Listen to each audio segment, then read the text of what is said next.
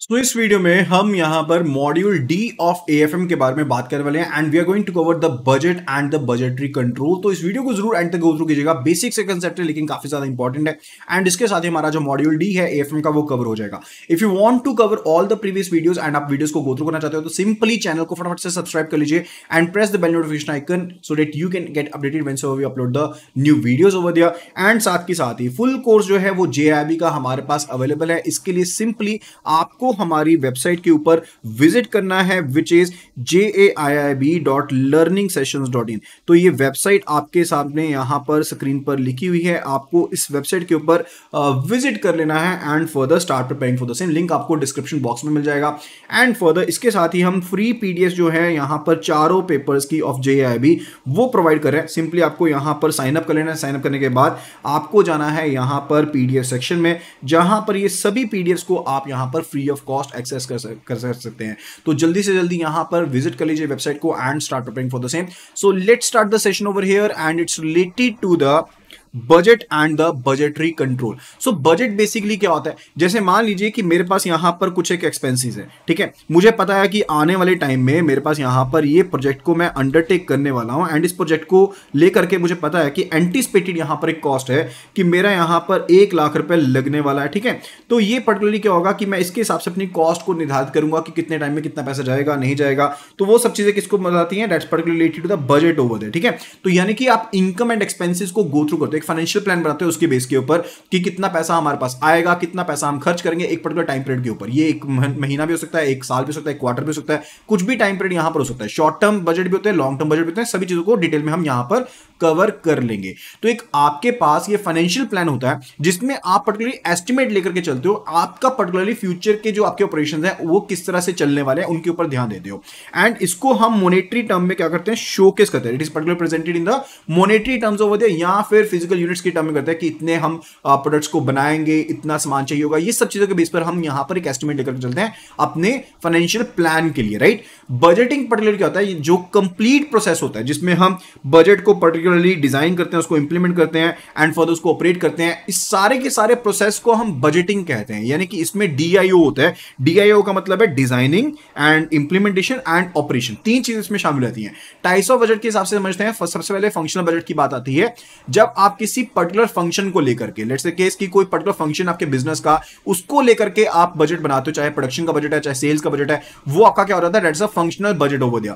Sales budget particularly क्या होता है, जब आप पर्टिकुलरली सेल्स के एस्टिमेट के हिसाब से चलते हो, यानी कि टोटल मेरे पास सेल्स कितनी हो रही है इन टर्म्स ऑफ मनी या फिर in terms of quantity over there, उसको हम सेल्स बजट कहते हैं, राइट। एंड सेल्स आपके पर्टिकुलर बजट पीरियड के दौरान, जो कि जनरली 1 साल का होता है, उसके दौरान आपकी कितनी सेल्स होंगी एंड फर्दर कौन सी चीजों को यहां पर अपने ध्यान में रख रहे हो, यानी कि आपके पास कंट्रोलेबल क्या क्या चीजें हैं जिनके हिसाब से आप यहां पर ये रिक्विजिट सेल्स लेकर के चल रहे हो, that's particularly your sales budget over there. And इसमें दो फैक्टर्स मेन रहते हैं, one it's related to internal factors and the other one it's related to external factors over there.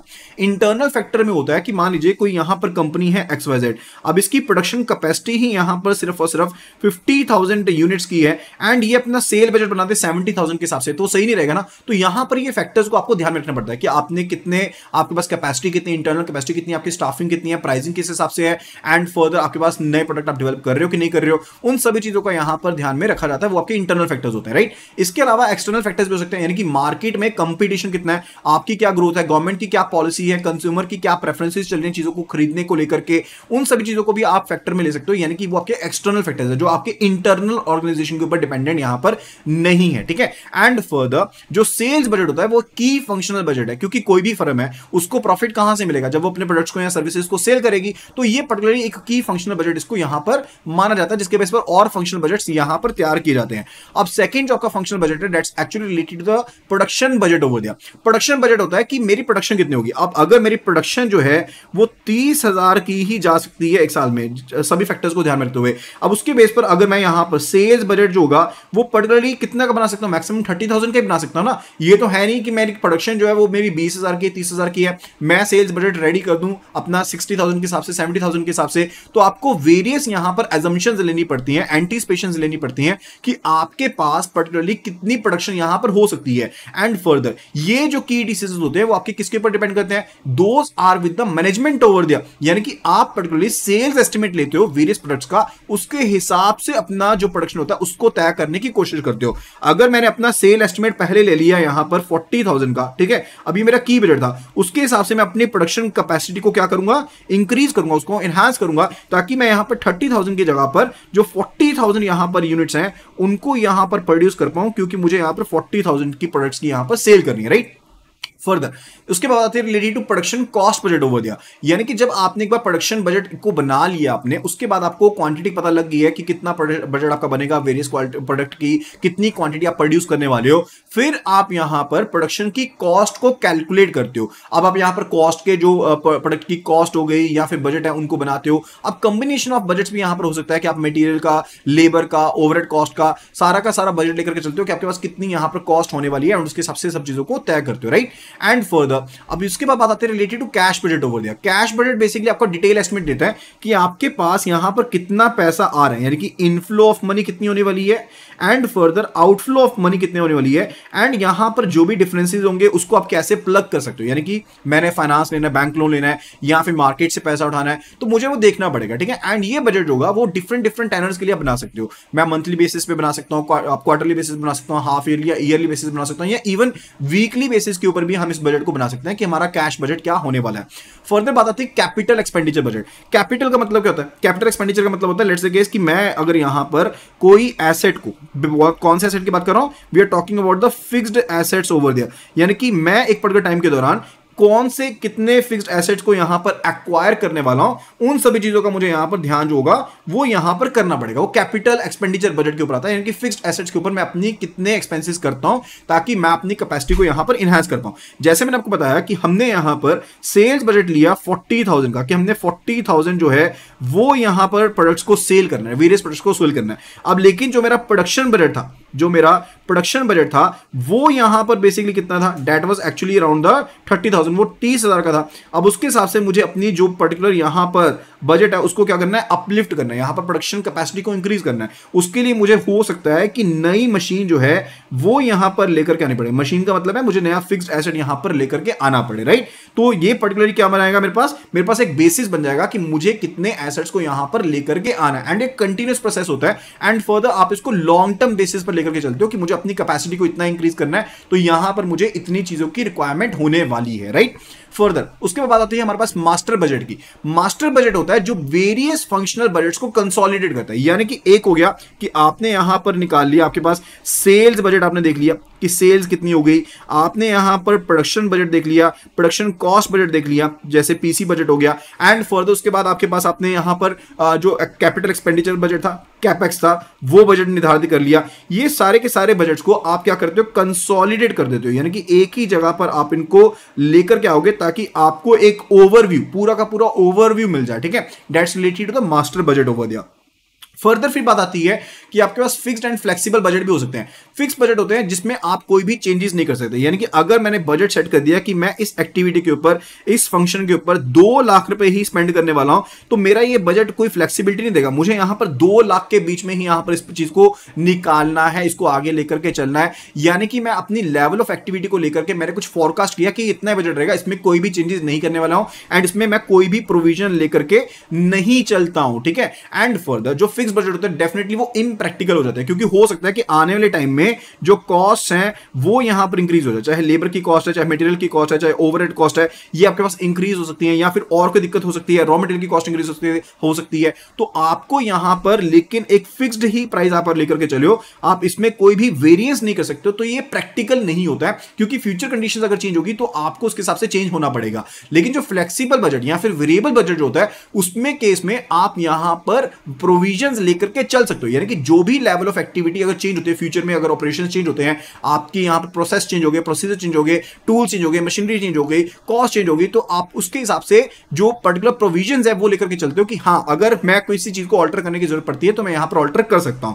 फिर बात आती है आपके पास बेसिक एंड करंट बजट के बारे में।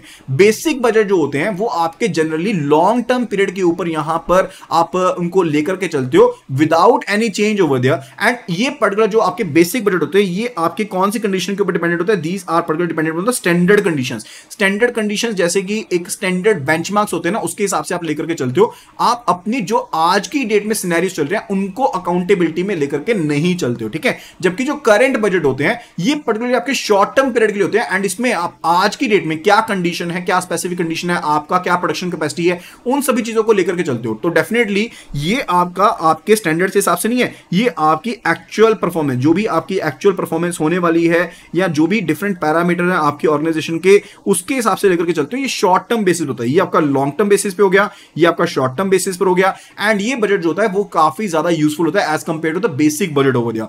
फिर हमारे पास टाइप आती है related to long term budget and the short term budget. जैसे नाम से पता लग रहा है, अगर मैं लंबे समय के लिए बजट को बना करके चल रहा हूं फॉर लॉन्गर पीरियड, यानी कि 1 साल से बड़े बजट की बात कर रहा हूं, तो वो पर्टिकुलर आपका लॉन्ग टर्म बजट होता है। एंड ये बेसिकली आपकी फ्यूचर प्लानिंग के हिसाब से देखें कि अगर मैं अपनी कंपनी के विजन के हिसाब से देखूं तो ये बजट जो होता है फ्यूचर प्लानिंग वाला बजट यानी कि लॉन्ग टर्म बजट, ये काफी ज्यादा सक्सेसफुल माना जाता है एंड काफी ज्यादा यूजफुल भी माना जाता है। क्योंकि जैसे मुझे मान लीजिए कैपिटल एक्सपेंडिचर करना, अब कैपिटल एक्सपेंडिचर ये तो है नहीं शॉर्ट टर्म में करूंगा, कैपेक्स का जो होगा पर्टिकुलरली वो लॉन्ग टर्म के बेसिस पर होता है, तो वहां पर यूजफुल होता है जहां पर फॉरवर्ड प्लानिंग इन्वॉल्व रहती है, राइट। एंड फर्दर दूसरी जो टाइप आपके पास आती है शॉर्ट टर्म बजट, यानी कि आप जब 1 साल तक के लिए बजट बनाते हो, यानी कि आपका शॉर्ट टर्म पीरियड के लिए होने वाला है, यानी कि लेसर देन 1 ईयर के लिए आप ये बजट होता है ये डिवाइस करते हो। इसमें आप माइक्रो एस्पेक्ट्स को देखते हो, यानी कि छोटी छोटी चीजों के ऊपर कितना पैसा लगा, बड़े खर्चों को नहीं देखते हो। जैसे कैपिटल एक्सपेंडिचर होता है आप उसको गो थ्रू नहीं करते हो, ठीक है। आप यहां पर छोटी छोटी चीजों के ऊपर ध्यान देते हो बिजनेस से रिलेटेड कि शॉर्ट टर्म में क्या क्या चीजों के ऊपर इंपैक्ट पड़ सकता है। एंड शॉर्ट टर्म जो बजट होता है that should not be in contradiction with the long term budget over there, but short term budget जो आपका होगा वो इस हिसाब से होना चाहिए कि वो आपके लॉन्ग टर्म बजट को यहां पर और ज्यादा लेवरेज यानी कि सिनर्जी प्रोवाइड करे, राइट। एंड फर्दर फिर आता है budgetary control system over there. अब बजटरी कंट्रोल क्या होता है, यानी कि एक प्रोसेस है, ठीक है। एक समझिए चीज को कि यहां पर हम एक प्रोसेस की बात कर रहे हैं कि हमने यहां पर फ्यूचर पीरियड के लिए अपना एक बजट को बनाया एंड फर्दर बजट तो बन गया, लेकिन उसके बाद हमारी परफॉर्मेंस भी तो होगी ना। यानी कि मैंने मान लीजिए एक यहां पर अपना बजट जो था वो यहां पर क्रिएट कर लिया। अब यहां पर ये नहीं मैटर करता है कि आपका शॉर्ट टर्म पीरियड के लिए है या फिर लॉन्ग टर्म पीरियड के लिए है, आपने एक बजट यहां पर बना लिया। लेकिन एक चीज को ध्यान में रखिएगा कि ये बजट जो है ये तो आपका एस्टिमेट है, ठीक है, लेकिन आपकी जो एक्चुअल परफॉर्मेंस होगी दैट में डिफर ओवर देयर, ठीक है। ये परफॉर्मेंस जो होती है ये आपकी डिफर कर सकती है। एंड इस डिफरेंट परफॉर्मेंस के बीच में मैं यहां पर क्या निकालने की कोशिश करता हूं, मैं यहां पर वेरिएंस देखता हूं कि क्या क्या वेरिएंस यहां पर आ रहे हैं। अब उसके हिसाब से मैं उनको कंट्रोल करने की कोशिश करता हूं कि इनको करेक्टिव एक्शन कैसे लिया जा सकता है इनके ऊपर, ठीक है। अब यहां पर बजटरी कंट्रोल सिस्टम के बेनिफिट क्या होते हैं, डेफिनेटली इसके साथ आपकी प्रोबेबिलिटी इंक्रीज हो जाती है। क्योंकि जब आप यहां पर देखेंगे कि मैंने ये चीज सोची थी लेकिन ये चीज ऐसी नहीं हुई, ये चीज ऐसी हो रही है, इसके रिलेटेड मैं इसको इस तरह से करेक्ट कर सकता हूं एंड उसके हिसाब से आप करेक्टिव एक्शन लेते हो, तो डेफिनेटली आप अपना जो भी विजन है उसको ज्यादा बेटर वे में यहां पर अचीव कर सकते हो। एंड मोर ओवर आप अपने जो भी रिसोर्सेज है उनकी ऑप्टिमम यूटिलाइजेशन भी यहां पर कर सकते हो, right. After that it's related कि बेटर कोऑर्डिनेशन हो जाती है। देखिए आपके पास जब एक बजट है, आपको पता है कि इन फंक्शंस के ऊपर इतना इतना बजट स्पेंड करना है, तो आपस में आपकी बेटर कोऑर्डिनेशन होती है। एंड फर्दर आप डेलीगेट कर सकते हो अथॉरिटीज को, एंड फर्दर अपनी जो भी अकाउंटेबिलिटी है उसको डेलीगेट कर सकते हो। एंड आप ज्यादा बेटर वे में इवेल्युएट कर पाते हो कि हमने इतना क्वांटिटी प्रोड्यूस करनी थी, इतनी क्वांटिटी हो गई है, तो आप अपनी इवेल्युएशन ज्यादा बेटर से कर सकते हो एंड ज्यादा ट्रांसपेरेंट मैनर में कर सकते हो। लिमिटेशंस क्या रहती हैं, अब अगर आपने जो बजट बनाया अगर वो अनरियलिस्टिक हो गया, अब डेफिनेटली प्रॉफिट तो हर किसी को चाहिए। मान लीजिए कि यहां पर आपने जो पर्टिकुलर सेल्स का बजट लगाया वो अपने अनरियलिस्टिक बना दिया कि हम 1 लाख जो प्रोडक्ट हैं वो सेल कर देंगे, तो अल्टीमेटली क्या आएगा, वो डीमोटिवेशन लेकर के आएगा एंड आपकी चीजें पूरी नहीं होंगी। वो एक्चुअल परफॉर्मेंस तो होनी नहीं है क्योंकि वहां पर वो डीमोटिवेशन की तरफ ले जाएगा, ठीक है, कन्फ्लिक्ट्स पैदा हो जाएंगे। एंड जो बजटेड फिगर्स होती हैं वो आपकी फ्यूचर पीरियड के लिए होती हैं एंड डेफिनेटली अगर बिजनेस कंडीशंस चेंज होती हैं आपके पास तो वहां पर वो फिगर्स रेलिवेंट नहीं रहेंगी। एंड मोर ओवर जब भी आप बजट क्रिएट करते हो तो आप ह्यूमन फैक्टर को एंड जो पर्सनल फैक्टर होता है उसको ध्यान में नहीं रखते हो जब हम उसकी मॉनिटरिंग करते हैं एंड फर्दर उसकी फॉर्मेशन करते हैं, राइट। एंड फर्दर अगर किसी और कंट्रोल की तरह देखें तो यहां पर बजटरी कंट्रोल जो होता है उसको भी बहुत सी चीजों की वजह से लाइक नहीं किया जाता, क्योंकि एक तरह से रेजिस्टेंस पैदा हो जाता है। अगर मैं यहां पर एक टारगेट देता हूं तो ऐसा नहीं है कि हर एक एम्प्लॉय उसकी तरफ ध्यान देगा, तो वहां पर एक रेजिस्टेंस पैदा हो जाता है जो पर्टिकुलर एक हर्डल बन जाता है, क्रिएटिविटी में, इनोवेशन में एक हर्डल बन जाता है, right. Now let's have a look at the implementation of the budgetary control system over there. अब यहां पर जो बजटरी कंट्रोल सिस्टम लागू किया जाएगा कंपनी की तरफ, किसके ऊपर डिपेंड करता है? वो डिपेंड करता है कि कंपनी की क्या कॉम्प्लेक्सिटी है, उसका और कंपनी का साइज क्या, उसके क्या ऑब्जेक्टिव्स हैं, एंड फर्दर उसकी कंट्रोल की क्या क्या नीड्स की इंपॉर्टेंस है उसके लिए, राइट? अब इसमें क्या क्या डिफरेंट कंपोनेंट्स होते हैं उसके बारे में समझ लेते हैं, राइट? सबसे पहली चीज आती है ऑर्गेनाइजेशन चार्ट ओवर दिया। ऑर्गेनाइजेशन चार्ट जो होता है, जैसे पर्टिकुलरली मान लीजिए सीईओ हो गया, उसके बाद ये मैनेजिंग डायरेक्टर्स हो गए, एंड फर्दर फंक्शनल हेड्स हो गए, इंप्लॉयज हो गए, सीनियर मैनेजमेंट होगी, ये पर्टिकुलर आपके पास एक चार्ट रहता है जिसमें बताया रहता है कि कौन कौन से इसमें पर्संस हैं एंड उनका क्या क्या फंक्शनल क्राइटेरिया है, उनकी क्या क्या अथॉरिटी है, उनकी क्या पोजीशन है, वो उन सभी चीजों के बारे में होता है। फिर बात आती है बजट सेंटर के बारे में। बजट सेंटर बेसिकली आपकी ऑर्गेनाइजेशन में एक सेक्शन होता है जिसके पास क्लियरली डिफाइंड फंक्शंस होते हैं, एंड फंक्शंस जो डिफाइन किए जाते हैं वो बजट के हिसाब से डिफाइन किए जाते हैं। तो बजट सेंटर पर्टिकुलरली क्या करेगा? बजट सेंटर में आपके पास एक ऑर्गेनाइजेशन में सिर्फ और सिर्फ आपने कुछ फंक्शंस उनको हैंड ओवर कर दिया, राइट? एंड जो सेंटर होता है उसको मॉनिटर किया जाता है ताकि बजट को कंट्रोल किया जा सके, उसी को मॉनिटर किया जाता है। बजट कंट्रोल बेसिकली आपने एक अथॉरिटी दे दी कि आपने देखना है कि इसमें ये चीज होगी, इसमें ये चीज होगी, आप उसको आप मॉनिटर करोगे कि ये चीज प्रॉपरली कर रहा है कि नहीं कर रहा है, ठीक है? That is main thing related to it. अब एक्चुअल परफॉर्मेंस जो होती है वो पर्टिकुलरली बजट सेंटर की रिकॉर्ड की जाती है बजटरी कंट्रोल में, एंड जो भी वेरियंस होता है बजटरी फिगर का, यानी कि जो भी बजटेड फिगर की थी आपने, उसका जो भी वेरियंस रहा था, जो भी रहे थे, आप उनको रिपोर्ट कर देते to the management over there. फिर बात आती है बजट मैनुअल के बारे में। बजट मैनुअल पर्टिकुलरली आपके पास एक डॉक्यूमेंट है जहां पर आपके बजट को किस तरह से प्रिपेयर किया जाएगा, बजट को किस तरह से इस्तेमाल किया जाएगा, उसके रिलेटेड सारा का सारा आपके पास इंस्ट्रक्शंस रहती हैं, गाइडलाइंस रहती हैं। That's the budget manual over there. फिर बजट कमेटी होती है। बजट कमेटी यानी कि आपने ग्रुप ऑफ पर्संस एग्जीक्यूटिव्स को यहां पर बिठा दिया कि आप यहां पर पर्टिकुलरली बजट को डिसाइड करोगे, फाइनलाइज आप करोगे, कोऑर्डिनेट भी आप करोगे वेरियस डिपार्टमेंट्स के बीच में। That's a budget committee over there. फिर बात आती है related to budget controller over there. अब फंक्शन ऑफ बजट कंट्रोलर ये होता है कि जो भी डिफरेंट फंक्शंस हैं, ये जो भी डिफरेंट फंक्शंस हैं एक बजट सेंटर के, आपने उनको पर्टिकुलरली क्या करना है, आपस में कोऑर्डिनेशन लेकर के आना है, साथ के साथ जो बजट है उसको आपने प्रिपेयर भी करना है। ये सारे के सारे कामकाज किसके होते हैं? बजट कंट्रोलर के होते हैं। एंड फर्दर इट्स रिलेटेड कि पर्सन जो है वो यहां पर फंक्शनरीज को कंट्रोल नहीं करता है, वो यहां पर फंक्शनरीज को आपकी इंस्ट्रक्शंस इशू नहीं करता है, वो सिर्फ और सिर्फ उनके बीच में कोऑर्डिनेशन लेकर के आता है एंड फर्दर उनको देखता है कि ये आपस में किस तरह से तालमेल बिठा रहे हैं, right? That's a budget controller over there. फिर बजट रिपोर्ट की बात आती है, यानी कि जो भी एक्चुअल बजट था एंड फर्दर जो भी आपकी एक्चुअल में परफॉर्मेंस हुई है, आप उसको पर्टिकुलरली क्या करते हो, उसको एक वेरिएंस को तय करते हो एंड उसकी रिपोर्टिंग की जाती है। अब रिपोर्टिंग जो होनी चाहिए वो प्रॉम्प्ट होनी चाहिए, वो पीरियोडिक होनी चाहिए, एंड फर्दर जो भी वेरिएंसेस है पॉजिटिव एंड नेगेटिव है उनको यहां पर सबमिट करना चाहिए। पॉजिटिव आपके पास वेरिएंस क्या होते हैं? पॉजिटिव वेरिएंस होते हैं जब आपने यहां पर बजट का एस्टिमेट लिया था 10,000 का, ठीक है? लेट्स से आपने यहां पर लिया बजट का एस्टिमेट 10,000 का है, लेकिन आपने सिर्फ और सिर्फ खर्च किए 9,000, तो यहां पर प्लस 1,000 का पॉजिटिव वेरिएंस क्रिएट हो गया। इसी तरह से आपने बजट दिया 10,000 का, आपने स्पेंड कर दिए 12,000 यहां पर, तो आपके पास नेगेटिव वेरिएंस 2,000 का यहां पर बन गया यहां पर, ठीक है? That's a positive variance and the negative variance होगा। चाहे पॉजिटिव वेरिएंस हो चाहे नेगेटिव वेरिएंस हो, आपने उनको अपने जो भी बोर्ड है, जो भी पर्टिकुलर आपके डिपार्टमेंट्स हैं, मैनेजमेंट है, उनको अपनी रिपोर्टिंग देनी होती है। फिर आती है ZBB की बात आती है, यानी कि जीरो बेस्ड बजटिंग की बात आती है। जीरो बेस्ड बजटिंग का मतलब होता है कि आप जब भी कोई नया बजट बनाते हो तो आप बिल्कुल जीरो से स्टार्ट करोगे, यानी कि आप प्रीवियस ईयर के बजट से स्टार्ट नहीं करोगे, आप बिल्कुल जीरो कंडीशन से स्टार्ट करोगे ताकि जो भी डिफरेंट फैक्टर्स हैं यहां पर आप उनको बीच में इंक्लूड कर पाओ। अगर मैं यहां पर पिछले यानी कि जो प्रीवियस बजट था उससे चीजों को लेकर के चलता हूं, उसके साथ चलता हूं, हो सकता है कि मैं किसी ना किसी फैक्टर को निगलेक्ट कर दूंगा, तो मुझे फैक्टर्स को निगलेक्ट नहीं करना है, तो मैं यहां पर जीरो बजट का सहारा लेता हूं, यानी कि बिल्कुल स्क्रैच से हम चीजों को स्टार्ट करते हैं ताकि जो भी डिफरेंट फैक्टर्स हैं उन सभी फैक्टर्स को हम यहां पर इन्वॉल्व कर पाए। सो मेन कैरेक्टरिस्टिक ZBB का क्या है कि आप हर एक प्रोग्राम जो भी कंस्टिट्यूएंट है उसको फ्रेश यहां पर थिंकिंग लॉजिकल एंड से सोचते हो कि इस साल के बजट में उसको इंक्लूड करना है कि नहीं करना। ये ना हो कि हम किसी चीज को इग्नोर कर दें जो पिछले साल में नहीं हुई थी, राइट? एंड फर्दर एंड जो भी आपका बजट ऑब्जेक्टिव है हम हर बार, क्योंकि ZBB बिल्कुल स्क्रैच से स्टार्ट कर रहे हो, दोबारा से री एग्जामिन करते हो, दोबारा से फ्रेश से स्टार्ट करते हो कि इस बार एक्चुअल में उसकी जरूरत है भी या नहीं है, उसके ऊपर चेंजेस करने की जरूरत तो नहीं है, उन सभी चीजों को देखते हो। एंड फर्दर आप यहां पर एनालिसिस करते हो, ठीक है? एनालिसिस करते हो, उसको इवेल्युएट करते हो, देखते हो कि क्या क्या चेंजेस है एंड उसके ऐड करने के, अगर तो हम उसको ऐड करें, लेट्स से फ्रेश से स्टार्ट किया, हमने देखा कि एक्टिविटी पिछले साल में तो थी लेकिन हमने तो फ्रेश में स्टार्ट किया है, फिर से उसको रैशनली हम क्या कर रहे हैं यहां पर रिकंसाइल कर रहे हैं, तो उसके साथ देखेंगे उसको ऐड करना है या फिर उसको ड्रॉप करना है, उसके बारे में आप फ्रेश डिसीजन लेते हो इवैल्यूएशन के थ्रू, राइट? साथ के साथ क्योंकि आप जीरो बेसिस पर चल रहे हो, तो अब आप यहां पर क्या चलते हो, आप यहां पर जो भी आपके पास ऑल्टरनेटिव्स अवेलेबल हैं आप उनको भी गो थ्रू करते हो। अगर मैं पिछले साल के बजट के साथ चलूंगा, मैं सिर्फ उन्हीं में फिगर्स में चेंज करता रहूंगा, मैं ऑल्टरनेटिव्स को नहीं देखूंगा, ठीक है। तो मैं यहां पर अपने लिमिटेड रिसोर्स के थ्रू मैक्सिमम चीज लेकर के आना चाहता हूं, तो मैं यहां पर ऑल्टरनेटिव्स की तरफ भी ध्यान देता हूं जब मैं ZBB की बात करता हूं। फिर बात आती है प्रोग्राम बजटिंग ओवर दिया। प्रोग्राम बजटिंग में आप पूरे के पूरे पर्टिकुलर ऑर्गेनाइजेशन के लिए बजट नहीं बनाते हो, आप किसी स्पेसिफिक एक्टिविटी और प्रोग्राम के लिए यहां पर बजट को बनाते हो, किसी पर्टिकुलर एक्टिविटी को लेकर के। जैसे मान लीजिए कि एक इंस्टीट्यूट है, उसने यहां पर पर्टिकुलरली कोई यहां पर वर्कशॉप करवानी है, ठीक है।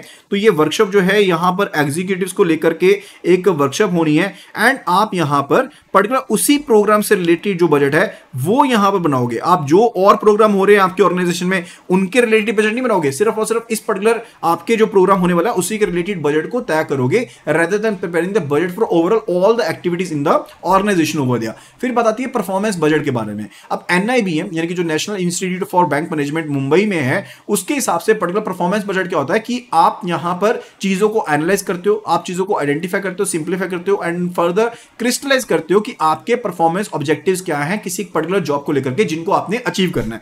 यानी कि एक तो बजट हो गया जब आप मॉनेटरी टर्म्स की बात कर रहे हो कि मॉनेटरी टर्म्स में मैंने इतना पैसा लगाना है, ठीक है। एक चीज होगी कि आप यहां पर तय करो कि मुझे इतने यूनिट्स प्रोड्यूस करने हैं, मुझे इतने यूनिट्स को यहां पर यहां तो प्रोड्यूस कर लिया, या फिर इतने यूनिट्स को मैंने यहां पर सेल कर दिया। तो यहां पर इनके साथ क्या जुड़ गई, इनके साथ इनकी परफॉर्मेंस जुड़ गई कि ये मेरे बजटेड परफॉर्मेंस है एंड मुझे यहां पर कम से कम इतनी परफॉर्मेंस को तो यहां पर अचीव करना ही करना है। तो यहां पर इनपुट एंड आउटपुट दोनों चीजों को आप इन्वॉल्व कर सकते हो। यानी कि इनपुट मतलब कि अगर मैं प्रोडक्शन कॉस्ट को देखता हूं, एंड आउटपुट मतलब जब मैं सेल की बात करता हूं, तो इनपुट आउटपुट दोनों को लेकर के साथ में यहां पर चल सकते हो। अब जो गवर्नमेंट एजेंसीज होती हैं ज्यादातर वो इसका इस्तेमाल करती हैं, जहां पर आप एलोकेशन ऑफ फंड्स के ऊपर एंड साथ के साथ जो आपके पास यहां पर आउटकम ऑफ सर्विसेज है आप उनको गो थ्रू करते हो, जो कि गवर्नमेंट एजेंसी की द्वारा प्रोवाइड की जाती है, right. So that would be all related to budget and budgetary control over there. I hope कि यहां पर आपको ये वीडियो पसंद आई होगी। अगर आपको वीडियो पसंद आई तो फटाफट से वीडियो को रेट कर दीजिए आउट ऑफ 10, कमेंट सेक्शन में जरूर मेंशन कीजिएगा and do like this video. फटाफट से वीडियो को लाइक कर दीजिए एंड शेयर कर दीजिए अपने फ्रेंड्स के साथ, कलीग्स के साथ जो भी यहां पर JIB की प्रिपरेशन कर रहे हैं। फुल कोर्स PDF जैसे मैंने आपको वीडियो के स्टार्टिंग में बताया था वो अवेलेबल है हमारी वेबसाइट के ऊपर, लिंक आपको डिस्क्रिप्शन में मिल जाएगा। इसके अलावा आप AFM की जो क्लासेस है उनको भी एनरोल कर सकते हैं, जिसमें आपको फुल कोर्स वीडियोस मिल जाएंगी, केस स्टडीज वीडियोस मिल जाएंगी, न्यूमेरिकल वीडियोस मिल जाएंगी। साथ के साथ आपको यहां पर जो previous year memory recalled questions हैं, प्रीवियस ईयर क्वेश्चंस हैं, वो भी आपको मिल जाएंगे। आपको यहां पर मॉक टेस्ट भी मिल जाते हैं। So it is a particularly win win situation. आपके पास ये लिमिटेड वीडियोस होती हैं, लिमिटेड फुल फ्लेज वीडियोस। देखिए ये वीडियोस लिमिटेड जरूर है but these are full fledge videos covering each and every aspect of the exam over there, ठीक है। तो इन वीडियोस को भी कर लेते हो तो मोर देन सफिशिएंट है एंड आपके लिए बहुत ही बेहतरीन ऑफर है अगर आप इस वीडियो के थ्रू एनरोल करते हो। अदरवाइज ये कोर्स जो है वो यहां पर हमारा 999 में है 1 साल की वैलिडिटी के लिए, अगर आप यहां पर सिंगल कोर्स को यहां पर एनरोल करते हो 1 साल की वैलिडिटी के लिए। लेकिन अगर आप इस वीडियो के थ्रू हमें एनरोल करते हो तो आपको सिर्फ और सिर्फ 699 में पूरा का पूरा कोर्स मिल जाएगा। उसके लिए आपको क्या करना है, सिंपली आपको लिखना है AFM 699 एंड इसको व्हाट्सएप कर देना है टू द नंबर 8360944207 के ऊपर। जो चीजें मैंने आपको ऊपर बताई सारी की सारी आपको चीजें वो मिल जाएंगी, इसी के बीच में मिल जाएंगी। अगर आप किसी और कोर्स को भी एनरोल करना चाहते हो, लेट्स से PPB का एनरोल करना चाहते हो, तो उसके लिए भी आपको लिखना है PPB 699 NDC नंबर के ऊपर व्हाट्सएप कर देना है। फुल कोर्स जो है वो भी अवेलेबल है, अदरवाइज वो कोर्स 12 महीने की वैलिडिटी का 2499 का अवेलेबल है, आपको वो मिल जाएगा सिर्फ और सिर्फ 2299 का। तो उसके लिए भी आपको लिखना है JAIB 2299 एंड इसको व्हाट्सएप कर देना है इस नंबर के ऊपर, right. So that will be all related this particular video. Thank you so much and further see you in the next video.